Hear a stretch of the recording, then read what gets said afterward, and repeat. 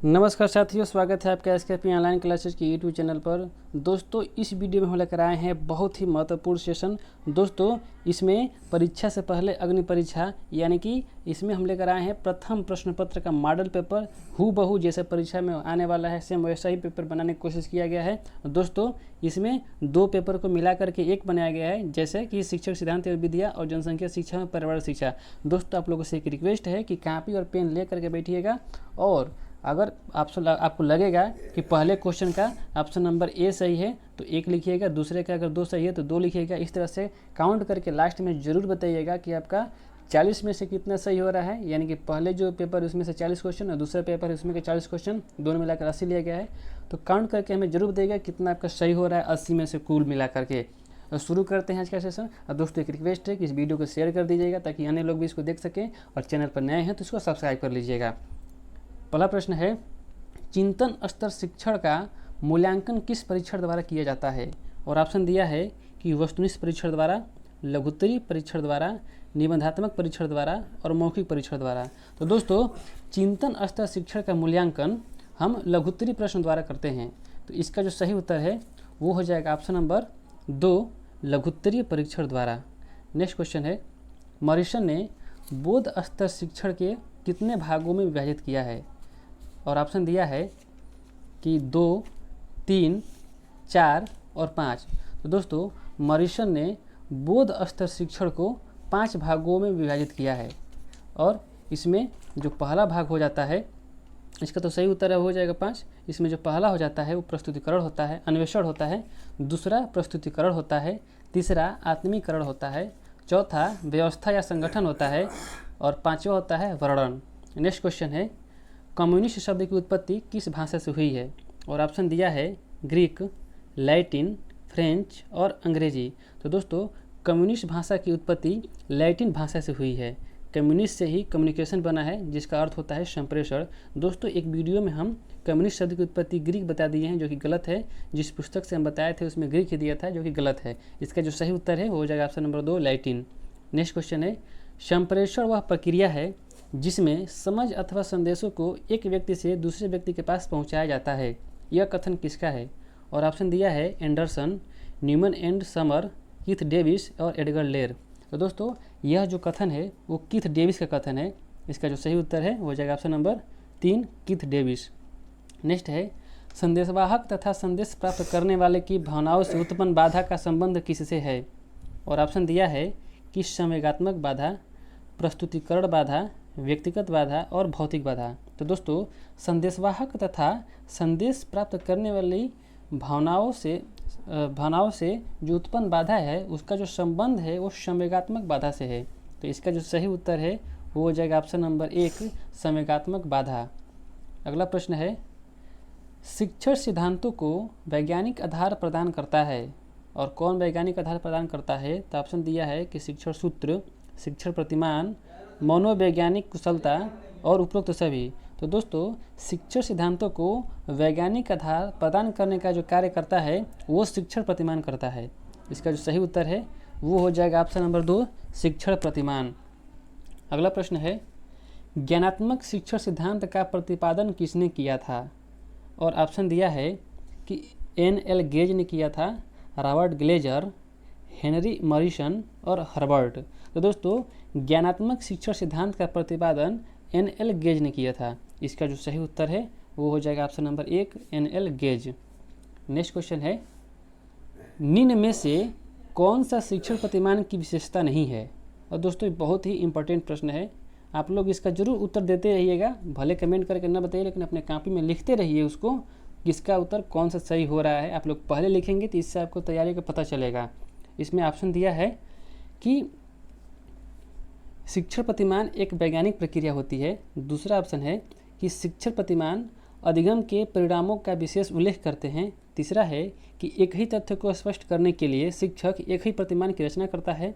चौथा है कि इनके द्वारा शिक्षक व्यक्तित्व और उनके शिक्षण में गुणात्मक सुधार आता है। दोस्तों, पहले ऑप्शन की अगर बात करें तो शिक्षण प्रतिमान एक वैज्ञानिक प्रक्रिया होती है, सही है। दूसरा है कि शिक्षण प्रतिमान अधिगम के परिणामों का विशेष उल्लेख करता है। दोस्तों, ये भी सही है। तीसरा है कि एक ही तथ्य को स्पष्ट करने के लिए शिक्षक एक ही प्रतिमान की रचना करता है। दोस्तों ऐसा नहीं है, एक ही तथ्य को स्पष्ट करने के लिए शिक्षक है वो विभिन्न प्रतिमानों की रचना करता है, तो ये हमारा गलत हो जाएगा। और चौथा है कि इनके द्वारा शिक्षक व्यक्तित्व और उसके शिक्षण में गुणात्मक सुधार आता है। दोस्तों ये तो सही है। तो इसका जो सही उत्तर है, चूँकि पूछा है कि इसमें नहीं है, इसका सही उत्तर हो जाएगा ऑप्शन नंबर 3। नेक्स्ट क्वेश्चन है, पूछताछ प्रशिक्षण प्रतिमान के प्रवर्तक कौन माने जाते हैं? और ऑप्शन दिया है कि रिचर्ड सचमैन, रॉबर्ट ग्लेजर, सुकरात और एन.एल. गेज। तो दोस्तों पूछताछ प्रशिक्षण प्रतिमान के प्रवर्तक रिचर्ड सचमैन माने जाते हैं। इसका जो सही उत्तर है वो हो जाएगा ऑप्शन नंबर 1, रिचर्ड सचमैन। नेक्स्ट है, पूछताछ प्रशिक्षण प्रतिमान का मुख्य उद्देश्य किस कौशल का विकास करना होता है? दोस्तों बहुत ही इंपॉर्टेंट क्वेश्चन है, इसको भी आप लोग अच्छे से दीजिएगा, उत्तर जरूर दीजिए। और नेक्स्ट इसका जो ऑप्शन दिया हुआ है ज्ञानात्मक कौशल, भावात्मक कौशल, क्रियात्मक कौशल और उपरोक्त सभी। तो दोस्तों पूछताछ प्रशिक्षण प्रतिमान का जो मुख्य उद्देश्य होता है वो ज्ञानात्मक कौशल का विकास करना होता है। इसका जो सही उत्तर है वो हो जाएगा ऑप्शन नंबर 1, ज्ञानात्मक कौशल। नेक्स्ट है कि अभिक्रमित अनुदेशन किस सिद्धांत पर आधारित होता है? दोस्तों ये भी इंपॉर्टेंट क्वेश्चन है। क्वेश्चन दोस्तों बहुत ही बढ़िया बनाया गया, कोई भी क्वेश्चन रिपीट नहीं किया गया है। हाँ, इसका ऑप्शन दिया हुआ है कि स्व अधिगम के सिद्धांत पर, सक्रिय अनुबंध अनुक्रिया के सिद्धांत पर, पृष्ठपोषण के सिद्धांत पर और उपरोक्त सभी पर। तो दोस्तों जो अभिक्रमिक अनुदेशन होता है वो सक्रिय अनुबंध अनुक्रिया सिद्धांत पर कार्य करता है, यानी कि इसी पर आधारित होता है। तो इसका जो सही उत्तर है वो हो जाएगा ऑप्शन नंबर 2। नेक्स्ट क्वेश्चन है, रेखीय अभिक्रमण के संबंध में सत्य कथन है। और ऑप्शन दिया है कि इसके प्रतिपादन B.F. स्किनर माने जाते हैं। इसमें छात्रों के व्यक्तित्व आवश्यकता का ध्यान नहीं रखा जाता है। इसमें तुरंत पुनर्बलन प्राप्त होता है। और चौथा है कि इसमें प्रतिभाशाली छात्र कम रुचि लेते हैं। तो दोस्तों अगर हम बात करें पहले ऑप्शन की कि इसके प्रतिपादक B.F. स्किनर माने जाते हैं, दोस्तों ये तो बिल्कुल सही है, इसके प्रतिपादक होते हैं B.F. स्किनर माने जाते हैं। दूसरा है कि इसमें छात्रों के व्यक्तिगत आवश्यकता का ध्यान नहीं रखा जाता है, दोस्तों ये भी सही है कि इसमें छात्रों की व्यक्तिगत आवश्यकता का ध्यान नहीं रखा जाता है। इसमें तुरंत पुनर्बलन मिलता है। और चौथा है कि इसमें प्रतिभाशाली छात्र कम रुचि लेते हैं, दोस्तों ये भी बिल्कुल सही है, ये कमज़ोर छात्रों के लिए ही बनाया गया है। तो इसमें जो बात करें ये सभी हमारा सही हो जाएगा। नेक्स्ट है, साखी अभिक्रम किसके द्वारा नियंत्रित होती है? और ऑप्शन दिया है कि शिक्षक द्वारा, छात्र द्वारा, विद्यालय द्वारा और प्रधानाचार्य द्वारा। तो दोस्तों जो साखी अभिक्रम होता है वो छात्र के द्वारा ही नियंत्रित होती है। इसका जो सही उत्तर है वो हो जाएगा ऑप्शन नंबर 2, छात्र के द्वारा। दोस्तों जो साखी अभिक्रम होता है इसमें प्रतिभाशाली छात्र हिस्सा लेते हैं, प्रतिभाशाली छात्रों के लिए होता है। नेक्स्ट है क्वेश्चन नंबर 14 कि साखी अभिक्रम विधि किस विधि पर आधारित होती है? और ऑप्शन दिया है कि निरीक्षण विधि पर, ट्यूटोरियल विधि पर, अन्वेषण विधि पर और प्रश्नोत्तर विधि पर। दोस्तों बहुत ही इंपॉर्टेंट क्वेश्चन है, इसको अच्छे से पढ़िएगा, आप लोग आंसर जरूर दीजिए, इससे आपको लोग की तैयारी का पता चलेगा। तो जो साखी अभिक्रम विधि है वो विधि ट्यूटोरियल विधि पर आधारित होती है। इसका जो सही उत्तर है हो जाएगा ऑप्शन नंबर 2, ट्यूटोरियल विधि। नेक्स्ट है, सूक्ष्म शिक्षण वास्तविक शिक्षण है जिसमें समय, छात्र संख्या तथा शिक्षण क्रियाओं की मात्रा न्यून कर दी जाती है, यह कथन किसका है? और ऑप्शन दिया है कि डी एलन, B.M. शोर, B.K. पासी और R.N. बोस। तो दोस्तों यह जो कथन है वो B.M. शोर का कथन है। इसका जो सही उत्तर है ऑप्शन नंबर 2, B.M. शोर। नेक्स्ट है, निम्न में से कौन सूक्ष्म शिक्षण का सिद्धांत नहीं है? और ऑप्शन दिया है कि वास्तविक शिक्षण का सिद्धांत, विशिष्ट कौशल के प्रशिक्षण का सिद्धांत, अभ्यासक्रम की प्रक्रिया पर नियंत्रण का सिद्धांत और प्रभावशाली व्यूह रचना का सिद्धांत। तो दोस्तों ये जो ऑप्शन नंबर हमारा 4 है, प्रभावशाली व्यूह रचना का सिद्धांत, ये हमारा सूक्ष्म शिक्षण का सिद्धांत नहीं है, बाकी ये जो तीनों है ये सूक्ष्म शिक्षण का सिद्धांत है। नेक्स्ट है कि अनुकरणीय सामाजिक कौशल प्रशिक्षण में कुल कितने सोपान होते हैं? और ऑप्शन दिया है कि 3, 4, 5 और 6। तो दोस्तों अनुकरणीय सामाजिक कौशल प्रशिक्षण में कुल 6 सोपान होते हैं। इसका सही उत्तर है हो जाएगा option number 2, option number 4, 6। Next है कि अनुकरणीय सामाजिक कौशल प्रशिक्षण में छात्राध्यापक को मुख्य रूप से कौन सी भूमिका निभानी पड़ती है? और ऑप्शन दिया है कि शिक्षक की भूमिका, छात्र की भूमिका, पर्यवेक्षक की भूमिका और उपरोक्त सभी। तो दोस्तों अनुकरणीय सामाजिक कौशल प्रशिक्षण में छात्राध्यापक को शिक्षक की भी भूमिका निभानी पड़ती है, छात्र की भी भूमिका निभानी पड़ती है और पर्यवेक्षक की भूमिका निभानी पड़ती है। तो इसका जो सही उत्तर है वो हो जाएगा ऑप्शन नंबर 4 उपरोक्त सभी। नेक्स्ट है कि निम्न में से कौन सा पृष्ठपोषण अच्छा माना जाता है, और ऑप्शन दिया है कि धनात्मक, ऋणात्मक, मिश्रित, उपरोक्त सभी। तो दोस्तों जो हमारा धनात्मक पृष्ठपोषण है ये भी उतना अच्छा नहीं माना जाता है, क्योंकि इसमें कभी कभी छात्र अपनी कमजोरियों को अच्छे से समाप्त नहीं कर पाता है, और जो ऋणात्मक है कभी कभी इसमें छात्र हतोत्साहित हो जाता है। तो जो मिश्रित पृष्ठपोषण है ये हमारा पृष्ठपोषण अच्छा माना जाता है। नेक्स्ट है कि निम्न में से किस शिक्षण कौशल को पाठ प्रारंभ या विन्यास प्रेरणा कौशल कहते हैं, और ऑप्शन दिया है कि प्रस्तावना कौशल, प्रश्न कौशल, व्याख्यान कौशल और पुनर्बलन कौशल। तो दोस्तों प्रस्तावना कौशल को हम पाठ प्रारंभ कौशल या फिर विन्यास प्रेरणा कौशल कहते हैं। तो इसका जो सही उत्तर है वो हो जाएगा ऑप्शन नंबर 1 प्रस्तावना कौशल। नेक्स्ट है कि शिक्षण अधिगम में कौन सा कला महत्वपूर्ण स्थान रखती है, और ऑप्शन दिया है कि अनुशासन बनाने की कला, प्रश्न पूछने की कला, विस्तृत सूचना देने की कला और उपरोक्त सभी। तो दोस्तों शिक्षण अधिगम में जो प्रश्न पूछने की कला है वो बहुत ही महत्वपूर्ण मानी जाती है, उसका स्थान बहुत ही महत्वपूर्ण होता है। इसका जो सही उत्तर है वो हो जाएगा ऑप्शन नंबर 2 प्रश्न पूछने की कला। नेक्स्ट है कि हर्बर्ट की पाठ्य योजना प्रणाली का दूसरा सबसे महत्वपूर्ण सोपान कौन है, और ऑप्शन दिया है कि प्रस्तावना, प्रस्तुतिकरण, तुलना एवं संबंध, और चौथा है सामान्यीकरण। तो दोस्तों हर्बर्ट ने अपने पंचपदीय पाठ्य योजना प्रणाली दिए थे, जिसमें जो दूसरा सबसे महत्वपूर्ण उनका सोपान है वो हो जाता है प्रस्तुतिकरण। इसका जो सही उत्तर है वो हो जाएगा ऑप्शन नंबर 2 प्रस्तुतिकरण। नेक्स्ट है हास्फोर्ड ने अपनी पुस्तक अनुदेशन सिद्धांत में शिक्षा प्रक्रिया के कितने पक्षों का उल्लेख किया है। दोस्तों इसमें तो 2 क्वेश्चन बन जा रहे हैं, एक तो जो अनुदेशन सिद्धांत पुस्तक है वो हास्फोर्ड का है, एक क्वेश्चन ये हो गया, और दूसरा कि इस पुस्तक में शिक्षा प्रक्रिया को कितने पक्षों का उल्लेख किया है। तो ऑप्शन दिया है कि 3, 4, 5 और 6। इसका जो सही उत्तर है वो हो जाएगा ऑप्शन नंबर 2 हास्फोर्ड ने 4 पक्षों का उल्लेख किया है, जिसमें पहला हो जाता है अधिगम, दूसरा हो जाता है शिक्षण पाठ्यक्रम और शिक्षण, और तीसरा हो जाता है पाठ्यक्रम, और जो चौथा होता है वो शैक्षिक नियोजन होता है। नेक्स्ट है छात्र के व्यवहार में परिवर्तन लाने के लिए शिक्षण की व्यवस्था की जाती है, और ये व्यवहार परिवर्तन ही डैश डैश डैश कहलाते हैं, और ऑप्शन दिया है कि शिक्षण कहलाते हैं, नियोजन कहलाते हैं, अध्ययन कहलाते हैं, और चौथा है अधिगम कहलाते हैं। तो दोस्तों छात्र के व्यवहार में परिवर्तन लाने के लिए शिक्षण की व्यवस्था की जाती है, और ये व्यवहार परिवर्तन ही अधिगम कहलाते हैं। दोस्तों इसका जो सही उत्तर है वो हो जाएगा ऑप्शन नंबर 4 अधिगम।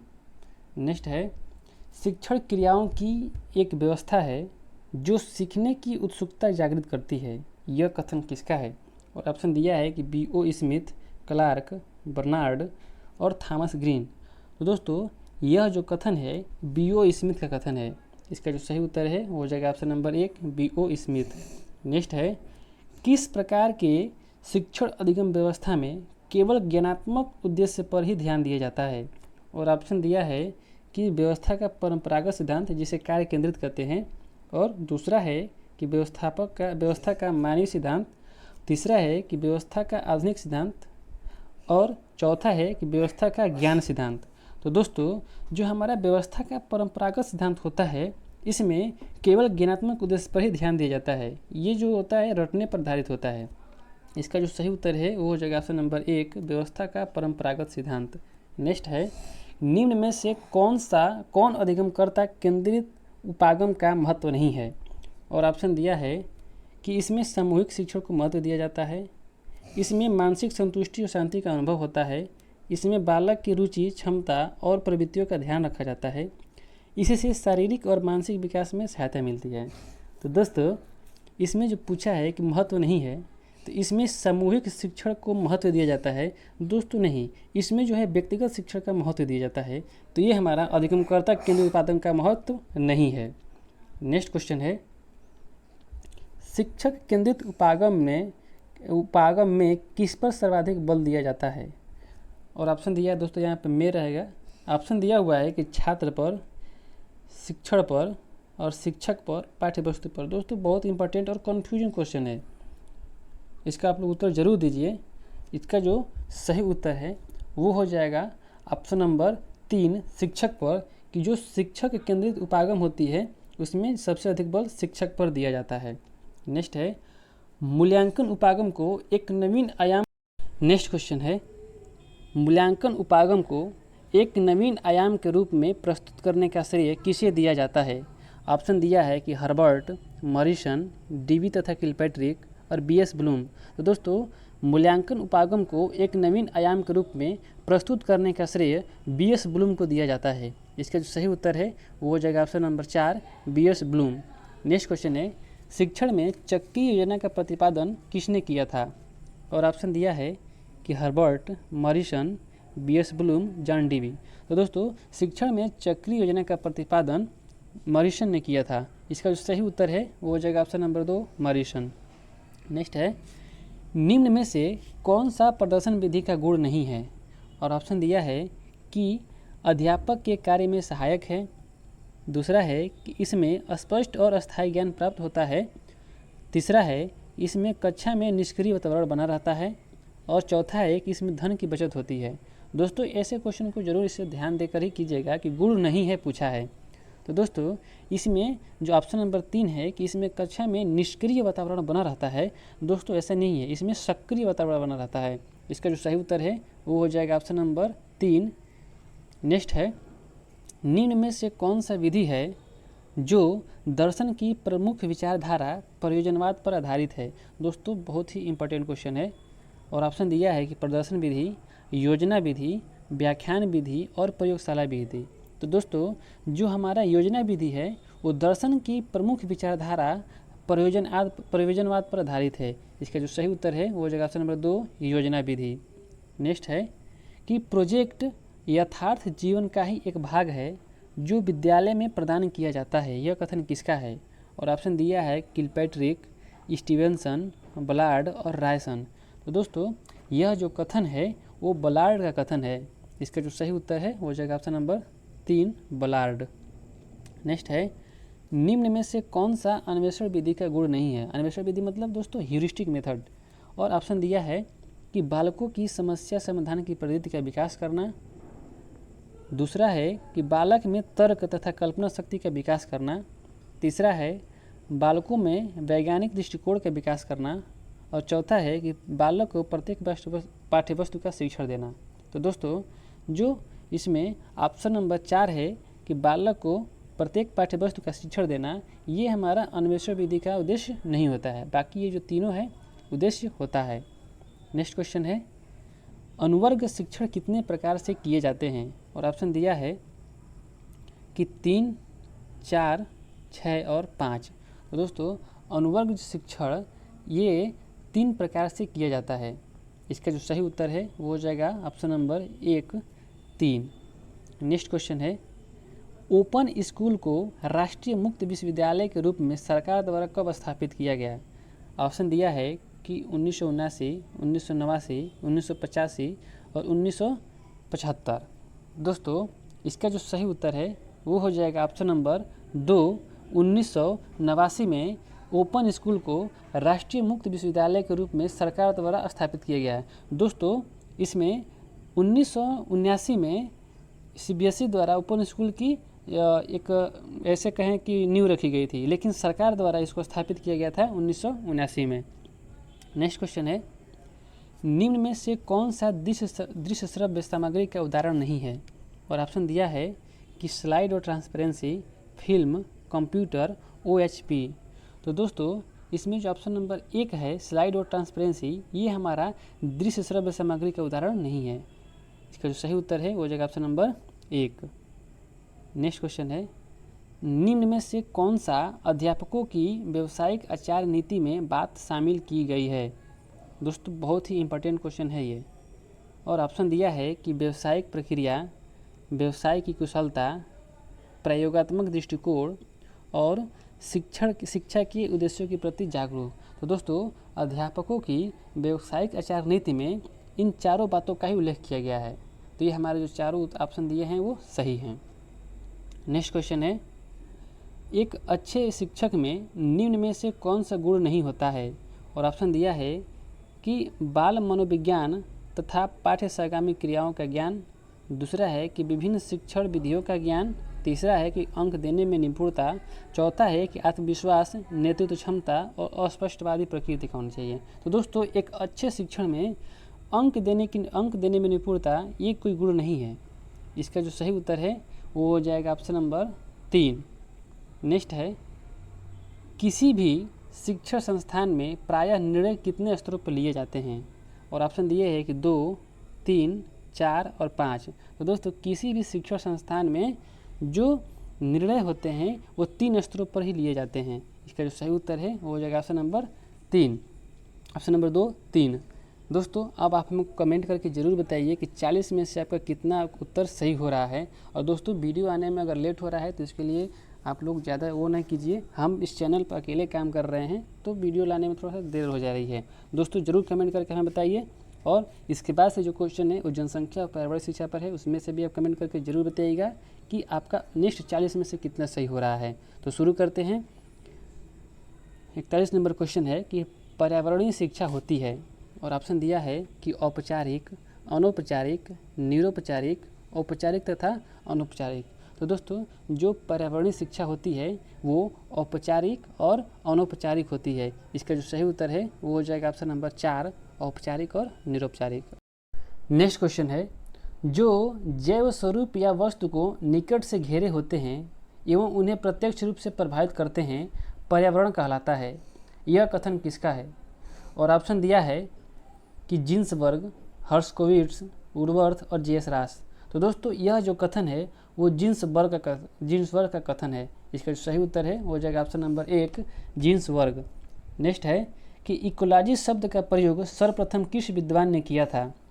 और ऑप्शन दिया है कि अरस्तु, राइटर, ओडम स्मिथ और जे गोल्ड। तो दोस्तों इकोलॉजी शब्द का सर्वप्रथम प्रयोग राइटर ने किया था। इसका जो सही उत्तर है वो हो जाएगा ऑप्शन नंबर 2, राइटर। नेक्स्ट है, किसी शहर को नगर, दोस्तों यहाँ पे नगर रहेगा, किसी शहर को नगर घोषित करने के लिए यह आवश्यक है कि उस शहर की जनसंख्या डैश डैश डैश से अधिक हो। और ऑप्शन दिया है कि 10,000 से अधिक हो, 1 लाख से अधिक हो, 10 लाख से अधिक हो और 50,000 से अधिक हो। तो दोस्तों किसी शहर को तभी नगर घोषित किया जाएगा जब उसकी जनसंख्या 1 लाख से अधिक होगी। इसका जो सही उत्तर है वो हो जाएगा ऑप्शन नंबर 2, 1 लाख। नेक्स्ट है, एक वर्ष में जितने लोग पैदा होते हैं उन सभी को क्या मानते हैं? और ऑप्शन दिया है कि सहगण, सहचर, सहजन्मा और जन्मदर। तो दोस्तों एक वर्ष में जितने लोग पैदा होते हैं उनको हम सहगण कहते हैं।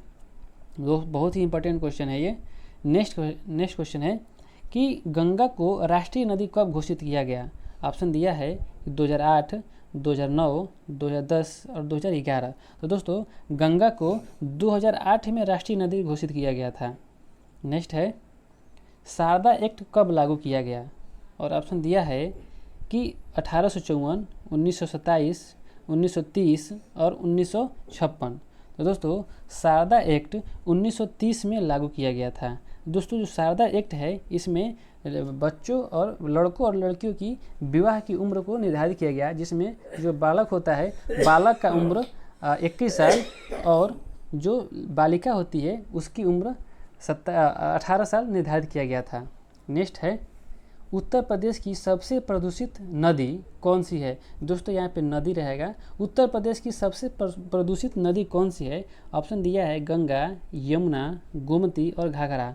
तो दोस्तों उत्तर प्रदेश की जो सबसे प्रदूषित नदी है वो हो जाती है यमुना। इसका जो सही उत्तर है वो हो जाएगा ऑप्शन नंबर 2, यमुना। नेक्स्ट है, ओजोन परत के संरक्षण के लिए मॉन्ट्रियल प्रोटोकॉल संधि पर हस्ताक्षर कब हुआ था? और ऑप्शन दिया है कि 1985, 1992, 1987 और 1997। तो दोस्तों मॉन्ट्रियल प्रोटोकॉल पे जो संधि हस्ताक्षर हुआ था वो 1987 में हुआ था। इसका जो सही उत्तर है वो हो जाएगा ऑप्शन नंबर 3, 1987।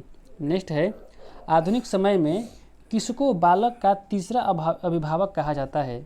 और ऑप्शन दिया है कि शिक्षक, पुस्तक, टेलीविज़न और स्कूल। तो दोस्तों आधुनिक समय में टेलीविज़न को बालक का तीसरा अभिभावक कहा जाता है। इसका जो सही उत्तर है वो हो जाएगा ऑप्शन नंबर 3। नेक्स्ट है जननांकिकी के जनक कौन हैं, और ऑप्शन दिया है कि Achille Guillard, John Abraham, John Grant, G C Whipple. तो दोस्तों जननांकिकी के जो जनक माने जाते हैं वो जॉन ग्रांट माने जाते हैं। इसका जो सही उत्तर है वो हो जाएगा option number 3 John grant.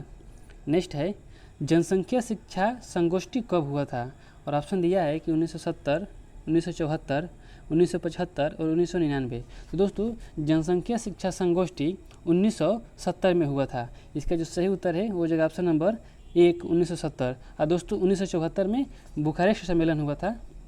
Next है किसी भी क्षेत्र विशेष में किसी दिए गए समय में जनसंख्या के आकार में परिवर्तन को क्या कहा जाता है, और ऑप्शन दिया है जनसंख्या वृद्धि, जनसंख्या घनत्व, नगरीकरण और आवास परिवर्तन। तो दोस्तों किसी भी क्षेत्र विशेष में किसी दिए गए समय में जनसंख्या के आकार में परिवर्तन को हम जनसंख्या वृद्धि कहते हैं। तो इसका जो सही उत्तर है वो हो जाएगा ऑप्शन नंबर 1 जनसंख्या वृद्धि। नेक्स्ट क्वेश्चन है जननांकिकी जनसंख्या का अध्ययन है, अब कैसा अध्ययन है, गुणात्मक है, परिमाणात्मक है, मात्रात्मक है, 1 और 2 दोनों। तो दोस्तों जो जननांकिकी है वो जनसंख्या का अध्ययन का गुणात्मक और परिमाणात्मक है, यानी कि ऑप्शन नंबर 4 हो जाएगा, 1 और 2 दोनों। नेक्स्ट है 10 वर्षीय जनगणना सबसे पहले कहाँ शुरू हुआ था, और ऑप्शन दिया है कि अमेरिका, ब्रिटेन, भारत और चीन। तो दोस्तों जो 10 वर्षीय जनगणना है वो सबसे पहले अमेरिका में शुरू हुआ था। इसका जो सही उत्तर है वो हो जाएगा option number 1 America. Next question है भारत की जनसंख्या विश्व की जनसंख्या का कितना प्रतिशत है, और ऑप्शन दिया है कि 18.4%, 17.5%, 20.1% और 14.6%। तो दोस्तों भारत की जो जनसंख्या है वो विश्व की कुल जनसंख्या का 17.5% है। नेक्स्ट है कि महान विभाजक वर्ष किस वर्ष को माना जाता है, और ऑप्शन दिया है कि 1921, 1931, 1951 और 1941। तो दोस्तों जो महान विभाजक वर्ष होता है वो 1921 को माना जाता है। महान विभाजक वर्ष का मतलब होता है दोस्तों कि इस वर्ष जो है जनसंख्या में कमी व्यक्त की गई थी, उसको हम महान विभाजक वर्ष कहते हैं। नेक्स्ट है कि सर्वाधिक जनसंख्या घनत्व किस राज्य की है, और ऑप्शन दिया है कि उत्तर प्रदेश, बिहार, महाराष्ट्र और दिल्ली। तो दोस्तों सर्वाधिक जनसंख्या घनत्व बिहार की है, और बात करें अगर दिल्ली की तो यूटी में यानी कि केंद्र शासित प्रदेशों में जो सबसे अधिक जनसंख्या घनत्व है वो दिल्ली की है, लेकिन राज्यों की बात करें तो राज्यों में सबसे अधिक बिहार की है। नेक्स्ट है पहली वैश्विक जलवायु पर बैठक कब हुआ था, और ऑप्शन दिया है कि 1972, 1979, 1992 और 1974। तो दोस्तों जो पहली जलवायु वैश्विक बैठक है वो 1979 में हुई थी। इसका जो सही उत्तर है वो हो जाएगा ऑप्शन नंबर 2 1979। नेक्स्ट क्वेश्चन है क्योटो प्रोटोकॉल में ग्रीन हाउस गैसों के उत्सर्जन में औसतन कितना प्रतिशत कटौती करके 1990 के स्तर पर लाने का लक्ष्य रखा गया था। दोस्तों जो क्योटो प्रोटोकॉल हुई थी ग्रीन हाउस गैसों पे हुई थी उत्सर्जन के संबंध में, और ये जो इस पर जो लक्ष्य रखा गया था कि 5% कटौती करके हम 1990 के स्तर पर जो कार्बन ग्रीन हाउस गैसों का उत्सर्जन है उस पर हम वहाँ पे लाने का प्रयास करेंगे। तो इसका जो सही उत्तर है वो हो जाएगा ऑप्शन नंबर 1 5%। नेक्स्ट है कि किगाली सम्मेलन किससे संबंधित है, और ऑप्शन दिया है कि ozone, green house gas, CFC यानी कि क्लोरोफ्लोरोकार्बन्स और कार्बन डाइऑक्साइड। तो दोस्तों जो किगाली सम्मेलन है वो ओजोन से संबंधित है। इसका जो सही उत्तर है वो हो जाएगा ऑप्शन नंबर 1 ओजोन। नेक्स्ट है जैव विविधता की संकल्पना किसने दिया, और ऑप्शन दिया है कि Joseph Fourier, E.O. Wilson, Haeckel और रेमंड व दासमैन। तो दोस्तों जैव विविधता की संकल्पना E.O. विल्सन ने दिए थे। इसका जो सही उत्तर है वो हो जाएगा ऑप्शन नंबर 2 E.O. विल्सन। दोस्तों बहुत ही इंपॉर्टेंट क्वेश्चन है ये सब। नेक्स्ट क्वेश्चन है साक्षरता गुणवत्ता या साक्षर होने की स्थिति है, यह कथन किसका है, और ऑप्शन दिया है यूनेस्को, वेबस्टर शब्दकोश, NCTE और डंकन। तो दोस्तों यह जो कथन है वो वेबस्टर शब्दकोश का है। वेबस्टर शब्दकोश ने कहा था कि साक्षर गुणवत्ता या साक्षर होने की स्थिति है। नेक्स्ट है किसी प्रदेश की संपूर्ण जनसंख्या में नगरीय जनसंख्या के अनुपात को इस अनुपात को वृद्धि प्रक्रिया को क्या कहते हैं?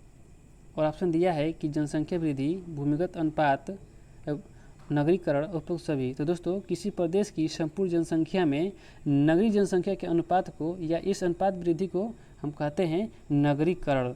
इसका जो सही उत्तर है वो हो जाएगा ऑप्शन नंबर 3, नगरीकरण। नेक्स्ट है कि मृत्यु दर को प्रभावित करने वाले कारक हैं, और ऑप्शन दिया है कि सामाजिक कारण, आर्थिक कारण, जननांगी कारण और उपरोक्त सभी। तो दोस्तों मृत्यु दर को जो प्रभावित करने वाले कारक हैं वो उपरोक्त सभी हैं। नेक्स्ट है सर्वाधिक वन किस राज्य में पाए जाते हैं? ऑप्शन दिया है कि उत्तर प्रदेश, मध्य प्रदेश, आंध्र प्रदेश और कर्नाटक। तो जो सर्वाधिक वन है वो मध्य प्रदेश में पाए जाते हैं। इसका जो सही उत्तर है वो हो जाएगा option number 2, Madhya Pradesh. Next है पारिस्थितिकी तंत्र में उत्पादकता की इकाई क्या है? और ऑप्शन दिया है डॉप्सन, डेसिबल, ग्राम प्रति वर्ग मीटर, उपरोक्त में से कोई नहीं। तो दोस्तों जो डॉप्सन होता है वो ओजोन परत की मोटाई नापा जाता है, डेसिबल होता है ये ध्वनि की आवृत्ति में मापा जाता है, तीव्रता आवाज़ में मापा जाता है, और जो ग्राम प्रति वर्ग मीटर है ये हमारा पारिस्थितिकी तंत्र में उत्पादकता की इकाई होती है। नेक्स्ट है निम्न में से कौन सा द्वितीयक उपभोक्ता है? और ऑप्शन दिया है कि गाय, बकरी, भेड़िया और हिरण। तो दोस्तों जो द्वितीयक उपभोक्ता होते हैं वो जानवरों को मार कर खाते हैं। तो जो भेड़िया है, भेड़िया दोस्तों जानवरों को मार कर खाता है, लेकिन जो गाय, बकरी, हिरण हैं ये सब घास खाते हैं। तो ये लोग हैं, ये सब हमारे प्राथमिक उपभोक्ता हुए, लेकिन ये जो भेड़िया है ये द्वितीयक उपभोक्ता है। नेक्स्ट है वन उन्मूलन का प्रभाव है, और ऑप्शन दिया है कि मृदा अपरदन में कमी, जलवायु संतुलन, वन्य जीवों का विनाश और भूमिगत जलस्तर में वृद्धि। तो दोस्तों वन उन्मूलन का मतलब वनों के कटाव से मृदा अपरदन में कमी नहीं होती दोस्तों, मृदा अपरदन में वृद्धि होती है, यानी कि मिट्टी कटाव होता है। दूसरा है कि जलवायु का संतुलन, दोस्तों जलवायु का संतुलन बिगड़ जाता है। और चौथा दिया है कि भूमिगत जलस्तर में वृद्धि, दोस्तों ये भी गलत है। ये जो वन्य जीव का विनाश है ये हमारा सही हो जाएगा कि वन उन्मूलन का जो सबसे अधिक प्रभाव है वो वन्य जीव पर पड़ता है। नेक्स्ट है अम्लीय वर्षा से क्या प्रभावित होता है? ऑप्शन दिया है कि जलमंडल, जीवमंडल, भवन एवं मूर्तियाँ, उपरोक्त सभी। तो दोस्तों अम्लीय वर्षा से जलमंडल, जीवमंडल और भवन एवं मूर्तियाँ सब प्रभावित होते हैं। इसका जो सही उत्तर है वो हो जाएगा ऑप्शन नंबर 4। नेक्स्ट है पोषण कितने प्रकार का होता है? और ऑप्शन दिया है कि 2, 3, 4 और 5। तो जो पोषण होता है वो 3 प्रकार का होता है। नेक्स्ट क्वेश्चन है प्रवास को प्रभावित करने वाले कारक हैं। ऑप्शन दिया है कि सामाजिक कारक, आर्थिक कारक, प्राकृतिक कारक और उपरोक्त सभी। तो दोस्तों प्रवास को प्रभावित करने वाले जो कारक हैं वो उपरोक्त सभी हैं। नेक्स्ट क्वेश्चन है जनसंख्या शिक्षा का सहायक घटक है, और ऑप्शन दिया है कि प्रौढ़ शिक्षा, पर्यावरण शिक्षा, राष्ट्रीय कार्यक्रम, उपरोक्त सभी। तो जो जनसंख्या शिक्षा का सहायक घटक है वो उपरोक्त सभी है। नेक्स्ट क्वेश्चन है निम्न में से कौन सा विघटक नहीं है? और ऑप्शन दिया है कि बैक्टीरिया, फफूंद, मकड़ी और चूहा। तो दोस्तों जो चूहा है वो विघटक नहीं है, यानी कि कंपोज ये नहीं करता है, जबकि बैक्टीरिया, फफूंद और मकड़ी ये विघटक हैं। नेक्स्ट है वायुमंडल में सर्वप्रथम किस वैज्ञानिक ने ओजोन की मात्रा का अनुमान लगाया था? और ऑप्शन दिया है कि चार्ल्स फोरमैन, लुइस और हेनरी किसिंजर। तो दोस्तों चार्ल्स नामक वैज्ञानिक ने सर्वप्रथम वायुमंडल में ओजोन की मात्रा का अनुमान लगाया था, लेकिन ये जो फोरमैन है ये फोरमैन अल्पता का पता लगाए थे कि जो ओजोन परत है इसमें अल्पता हो रही है, पतली हो रही है। नेक्स्ट क्वेश्चन है पृथ्वी का सुरक्षा कवच ओजोन किस मंडल में पाया जाता है? और ऑप्शन दिया है कि समताप मंडल, क्षोभ मंडल, आयन मंडल और वायुमंडल। तो दोस्तों जो हमारा सुरक्षा कवच है यानी कि ओजोन है वो समताप मंडल में पाया जाता है। इसका जो सही उत्तर है हो जाएगा ऑप्शन नंबर 1। नेक्स्ट है ओजोन परत क्षीण हो जाने से किस बीमारी का खतरा बढ़ गई है? और ऑप्शन दिया है कि दमा, कैंसर, हृदय रोग और फेफड़ा रोग। तो ओजोन परत के क्षीण होने से कैंसर की जो समस्या है, बीमारी है वो बढ़ गई है। त्वचा कैंसर इसमें सबसे ज़्यादा होता है क्योंकि जो अल्ट्रावायलेट रेज है यानी कि परावैंगनी किरणें हैं वो डायरेक्ट हमारे शरीर पर पड़ती है। नेक्स्ट क्वेश्चन है स्थलीय पेड़ पौधे निर्भर होते हैं, और ऑप्शन दिया है कि वायुमंडल पर, मृदा पर, जल पर और उपरोक्त सभी पर। तो जो स्थलीय पेड़ पौधे होते हैं वो उपरोक्त सभी पर निर्भर होते हैं। नेक्स्ट क्वेश्चन है, निम्न में से कौन सा जल प्रदूषक नहीं है? और ऑप्शन दिए है क्लोराइड, सल्फाइड, रेडियो न्यूक्लाइड और नाइट्रेट। तो जो रेडियो न्यूक्लाइड है ये हमारा जल प्रदूषक नहीं है। नेक्स्ट क्वेश्चन है और हमारा आखिरी क्वेश्चन होगा कि वायु प्रदूषण का प्रमुख कारक है। और ऑप्शन दिया है कि वन उन्मूलन, घरेलू अपशिष्ट, अत्यधिक पशुचरण और वाहित मल। तो दोस्तों वायु प्रदूषण का जो सबसे प्रमुख कारण है वो हो जाता है वन उन्मूलन यानी कि वनों का कटाव। दोस्तों ये हमारा आखिरी प्रश्न था। अब आप कमेंट करके बताइए कि 80 में से आपका कितना क्वेश्चन सही हो रहा है। अगर वीडियो पसंद आया हो तो लाइक कीजिए, अपने दोस्तों को शेयर कीजिए दोस्तों, और चैनल पर नए हैं तो जरूर सब्सक्राइब कीजिए। मिलते हैं दोस्तों नेक्स्ट क्लास में, तब तक के लिए धन्यवाद।